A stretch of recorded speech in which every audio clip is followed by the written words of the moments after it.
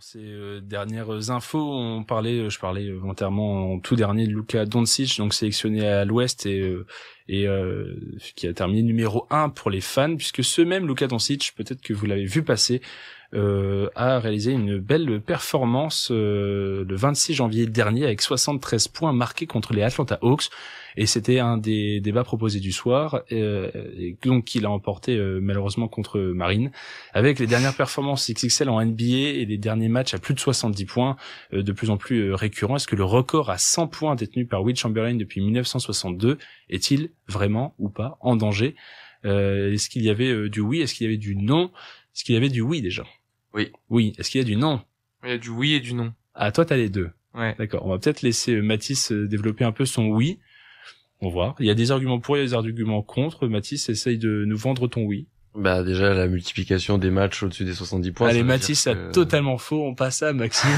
Non, vas-y. Non, mais je suis d'accord avec lui sur ce point-là. Ça veut bien dire qu'on s'en rapproche, deux dans la même semaine ou avec 10 jours d'intervalle, alors que c'est quand même une performance hyper rare, hein, pour les gens qui suivent peut-être pas trop l'NBA. 70 points dans un match pour un joueur, c'est quand même quelque chose qui est arrivé 8 fois, je pense, avant, en tout, en comptant la performance de Wilt Chamberlain. 2 fois dans la même semaine. Embiid et Doncic, parce qu'il y avait eu du coup Joel Embiid qui avait mis 70 points la semaine juste avant, contre des équipes aussi peut-être de moins en moins fortes. Il y a un gros gap, c'était contre les Spurs malheureusement de notre cher Victor Wembanyama, qui propose peut-être des défenses moins compétitives. Il y a aussi ce côté peut-être un peu plus chaud, tourné vers l'offensive, propre à la NBA bien sûr, hein, mais qui pousse aussi bien les joueurs à faire le plus de stats possible. On joue un peu moins collectif, même si forcément ils arrivent aussi à combiner des statistiques collectives, les joueurs qui réalisent ce genre de performance. Moi, je suis pas trop fan de la direction que prend la NBA, parce que en étant personnellement un grand consommateur de l'Euroleague, plus axé vers la défense. Oui. Ouais, pour peut-être les non-initiés, quand on parle basket, on parle souvent de la NBA pour le modèle américain, tout pour l'attaque, le show, des matchs à 48 minutes, donc même avec à rallonge et des gros tirs, des gros shooters, et ce basket plus européen, FIBA, donc où c'est des scores plus serrés, du 4 fois 10 minutes, avec des règles beaucoup plus compliquées du coup pour les attaquants. Des règles avantageuses à la défense, on va dire, et donc des scores un peu plus moindres, mais peut-être pas moins de spectacle pour autant. Au contraire, c'est plus l'aspect de la tactique qui prime sur le basket européen et moins sur juste jouer sur un contre un, essayer de faire la différence individuellement comme ça l'est en NBA. Et toi Maxime, donc t'étais un peu partagé, oui, non? Moi je suis d'accord avec le fait qu'il y a cette multiplicité des gros chiffres. On a vu les 70 de Embiid, on a vu les 73 de Doncic, il y avait aussi Karl Anthony Towns, je crois qu'il avait mis 62 le même soir que Embiid, et Booker 62, et qui a remis encore, je crois, plus de 50 points le match d'après. 62 Karl Anthony Towns sans avoir véritablement joué le quatrième. Voilà, exactement. Qui plus est, il a même il le joue, mais il le joue mal. Il le joue, mais il le joue très mal. Ouais, voilà. Ouais, dans un sens où il fait rien. Donc il aurait pu encore augmenter son. Mais Booker, 70, il aurait pu. Je crois que j'avais vu une stat, Booker sur les 3 derniers matchs, il est à plus de 150 points, donc ça fait plus de 50 points par match, ce qui est un truc de fou. Et puis même on a Doncic hier qui remet encore 45 ou 48 points, je crois, dans son match. Donc voilà, c'est clair que les grosses performances s'enchaînent. Moi, le seul petit truc que j'ai, c'est par exemple, Embiid, je crois qu'il a joué que 36 des 48 minutes quand il met ses 70 points il y a une semaine quasiment. Voilà, moi ce que je me dis, c'est est-ce que on peut vraiment aller chercher ce record de Wilt Chamberlain à 100 points quand ceux qui font des performances comme ça à 70 sont un petit peu obligés de sortir et de rester à ces 70 points, alors que Embiid, honnêtement, vu la forme dans laquelle il était dans le match, s'il joue les 12 minutes qui lui manquent, peut-être qu'il peut aller le chercher, ce record de Wilt Chamberlain sur ce match. En NBA, tu joues très rarement tout le match, oui. Encore plus si l'écart est fait, il y a pas d'intérêt, vaut mieux sortir ta star, et ça joue tellement tous les 2-3 jours, tu peux pas te permettre de faire jouer un mec 48 minutes pour un record. C'est ce que j'avais noté, en tout cas dans une liste d'arguments pour contre. Je me suis amusé à me dire, tiens, si j'étais grand fervent du pour, qu'est-ce que je mettrais en avant, si j'étais pour le contre, qu'est-ce que je mettrais. Et j'ai aujourd'hui quasiment impossible de jouer 48 minutes à plein régime et marquer donc plus de 2 points par minute pour atteindre cette barre des 100. J'ai essayé d'estimer à peu près avec les moyennes des stats de toutes ces performances historiques à 70 points. Pour tutoyer les 100 points de Wilt Chamberlain, il faudrait qu'un joueur arrive a marqué une vingtaine de lancers francs dans son match, puisque c'est à peu près la moyenne de ces gens-là qui ont marqué donc dans les 70 et plus, avoir à peu près 10 tirs à 3 points rentrés, ce qui nous donnerait un total de 50, donc on aurait à peu près une 25, presque trentaine de paniers à 2 points à marquer, donc ça voudrait dire à peu près une cinquantaine de tentatives à rentrer, soit plus d'une par minute pour ce qui est du temps réglementaire. Alors du coup, là, la condition, c'est est-ce que ce record n'est atteignable, battable que s'il y a prolongation.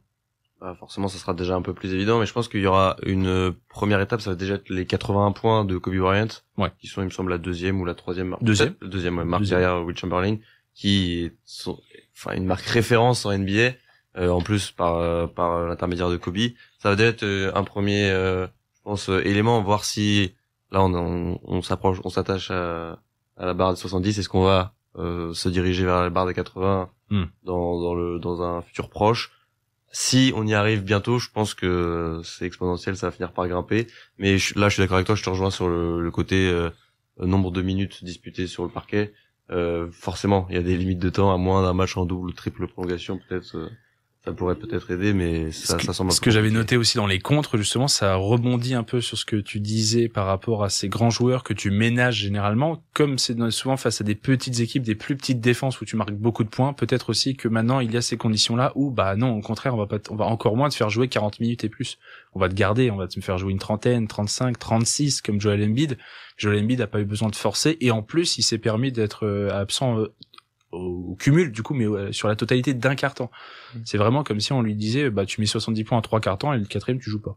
Ouais, c'est ça. C'est assez fou. Et pour revenir sur la perf de Kobe Bryant, donc il avait réalisé en 2006 contre les Raptors, qui est toujours la deuxième historique, qui a 81 points. Donc a priori celle-là est vraiment en danger. En danger, on entend, il y a rien de grave, mais est vraiment atteignable finalement. 81 points à 28 sur 46 au tir, 7 sur 13 à 3 points donc parmi ces tirs, et 18 sur 20 au lancer en 42 minutes.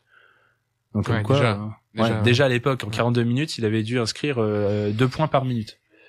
Voilà, donc 2 points par minute, faut prendre un shoot, faut au moins rentrer un shoot. Un shoot par minute, ouais, c'est ça.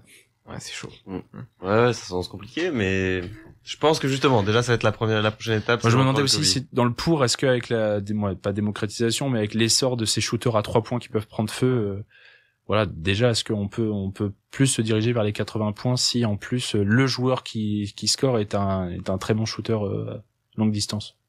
Il y a encore plus de chances pour vous? Ouais, bah oui. Bah, un Steph Curry je sais pas s'il a claqué plus de 70, Steph Curry, il a déjà fait 62. J'ai regardé. Ouais. Mais un Steph Curry, par exemple, sur un gros soir, ça peut peut-être passer, les 80, hein, je parle peut-être pas les 100, les 80, ça peut peut-être passer. Ouais, mais un Doncic, qui se prend à 3 points, c'est monstrueux. Bah, Doncic a l'air d'être, alors j'allais vous faire un petit jeu, genre, de pronostiquer qui pourrait déjà battre Kobe les 81. Doncic, en tout cas, montre qu'à 2 points, à 3 points, il est une adresse remarquable. Doncic, il y a Booker. Tu vas avoir Donovan Mitchell aussi, sur un gros soir. Donovan Mitchell qui a mis 71 l'année dernière. L'année dernière. Parce que, par exemple, est-ce que, à la manière de Will Chamberlain, à son époque, il n'avait pas de tir à 3 points, qu'il ne mettait que des 2 points ou des lancers francs, est-ce que Victor Wembanyama, aussi dominant pourrait-il être à l'avenir, pourrait-il inscrire 80 points? Pas tout de suite, ouais, en tout cas. C'est vraiment dans l'avenir. Je pense, en tout cas, là, c'est dur de se projeter. Il fait déjà des matchs excellents à 25 points parce que forcément, il prend 10 rebonds, il fait 3 contres. Il peut passer pas que le scoring dans son jeu. Et, je le vois moins être ce genre de joueur. Alors, peut-être qu'il va me faire mentir dans le futur, mais je le vois moins être ce genre de joueur à se concentrer uniquement sur l'attaque, le scoring, et délaisser un petit peu les autres catégories statistiques. Ouais. Je pense aussi. Bon, voilà. Bon, en tout cas, 100 points. Bilan de ce petit débat 100 points, a priori, on en parlera pas de sitôt. Les 80 points, 81 points de Kobe. On est quand même passé à 3-4 paniers ces derniers temps. Ouais. 4e performance à 70 points ou plus en 13 mois, 12 mois. Avec Damian Lillard, Donovan Mitchell en 2023 du coup, pardon. Et donc Joel Embiid et Luka Doncic en 4 jours aussi. Ouais. C'est assez impressionnant tout ça.